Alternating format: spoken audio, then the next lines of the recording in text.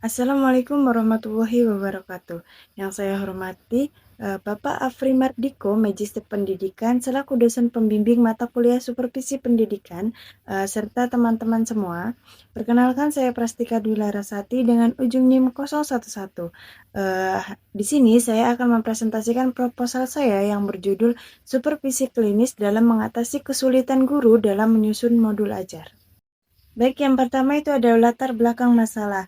Dalam penerapan kurikulum Merdeka, guru dituntut mampu menyusun modul ajar yang kreatif, lengkap, dan sesuai kebutuhan peserta didik. Namun, di SDN Pungkut masih banyak guru yang mengalami kesulitan, terutama dalam membuat pembelajaran berdiferensiasi, menyusun langkah kegiatan yang sistematis, serta mengintegrasikan profil pelajar Pancasila.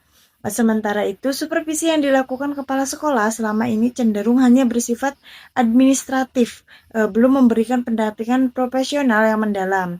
Karena itu, diperlukan supervisi klinis sebagai bentuk pembinaan yang lebih terarah, reflektif, dan berkelanjutan, agar guru dapat memperbaiki kualitas modul ajar yang mereka susun. Berdasarkan latar belakang tadi, penelitian ini memiliki 3 rumusan masalah utama. Yang pertama yaitu bagaimana pelaksanaan supervisi klinis oleh kepala sekolah di SDN Negeri Pungkut. Yang kedua, apa saja kesulitan yang dialami guru dalam menyusun modul ajar sebelum dan sesudah pelaksanaan supervisi klinis. Yang ketiga, bagaimana integrasi nilai-nilai Al-Islam dan Kemuhammadiyahan atau disebut AIK dalam pelaksanaan supervisi klinis untuk meningkatkan kompetensi guru.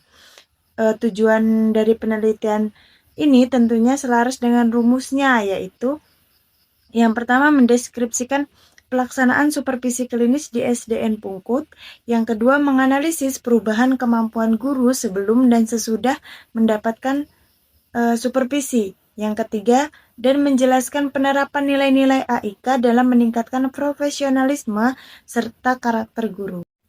Subjek penelitian ini terdiri dari kepala sekolah sebagai supervisor dan guru-guru SDN Pungkut sebagai pihak yang disupervisi dan diamati proses perkembangannya. Selanjutnya itu untuk mengumpulkan data, saya menggunakan 3 teknik utama, yaitu yang pertama wawancara mendalam. Dilakukan kepada guru, kepala sekolah, dan pengawas untuk mengetahui pengalaman serta pandangan mereka tentang supervisi klinis. Yang kedua itu ada observasi, yaitu mengamati langsung bagaimana proses supervisi berlangsung dan bagaimana guru menerapkan hasil bimbingannya ke dalam modul ajar. Yang ketiga itu ada analisis dokumen, yaitu menelaah modul ajar yang disusun guru, laporan hasil supervisi, dan catatan refleksi untuk melihat perkembangan kemampuan mereka. Setelah data terkumpul, saya akan menganalisisnya menggunakan model Miles dan Haberman.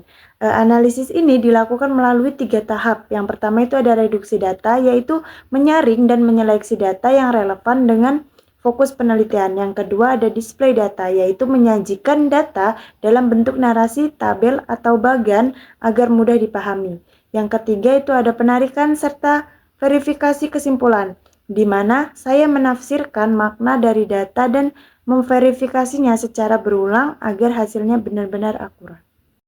Selanjutnya juga ada keabsahan data.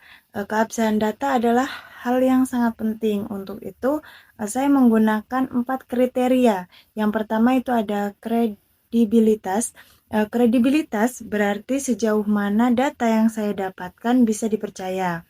Untuk menjaganya, saya menggunakan triangulasi, yaitu membandingkan data dari berbagai sumber seperti guru, kepala sekolah, dan dokumen, serta dari berbagai metode seperti wawancara, observasi, dan analisis dokumen. Selain itu, saya juga akan melakukan member check, yakni mengonfirmasi hasil wawancara kepada narasumber untuk memastikan bahwa interpretasi saya sesuai dengan maksud mereka. Saya juga akan melakukan observasi berulang dan terlibat cukup lama di lapangan agar benar-benar memahami konteks sekolah. Yang kedua itu ada transferabilitas. Transferabilitas ini artinya hasil penelitian diharapkan bisa diterapkan di tempat lain yang memiliki kondisi serupa. Yang ketiga itu ada dependabilitas. dependabilitas berhubungan dengan konsistensi hasil penelitian. Untuk menjaganya, saya akan membuat jejak audit atau audit trail, yaitu catatan lengkap tentang seluruh proses penelitian, mulai dari perencanaan, pengumpulan data, hingga analisis. Yang keempat itu ada konfirmabilitas. Ini berkaitan dengan objektivitas peneliti yang ingin memastikan bahwa semua hasil dari kesimpulan benar-benar berasal dari data lapangan, bukan dari opini pribadi. Instrumen penelitian yang saya gunakan terdiri dari 3. Yang pertama itu ada pedoman wawancara untuk membantu saya menggali informasi yang relevan. Kedua ada lembar observasi untuk mencatat proses supervisi di lapangan. Dan yang ketiga itu ada checklist modul ajar yang digunakan untuk menilai perubahan kualitas modul sebelum dan sesudah supervisi. Selanjutnya itu ada hasil yang diharapkan.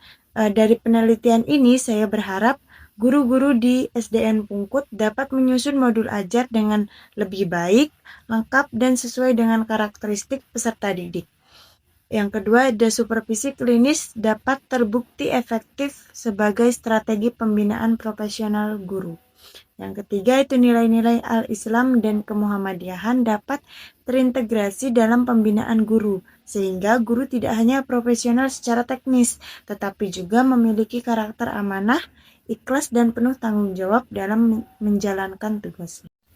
Demikian pemaparan singkat proposal penelitian saya. Saya berharap penelitian ini dapat memberikan gambaran bahwa supervisi klinis dapat membantu guru meningkatkan kualitas modul ajar sekaligus memperkuat nilai-nilai AIK dalam proses pembinaan. Terima kasih atas perhatiannya dan kesempatan yang diberikan. Wassalamualaikum warahmatullahi wabarakatuh.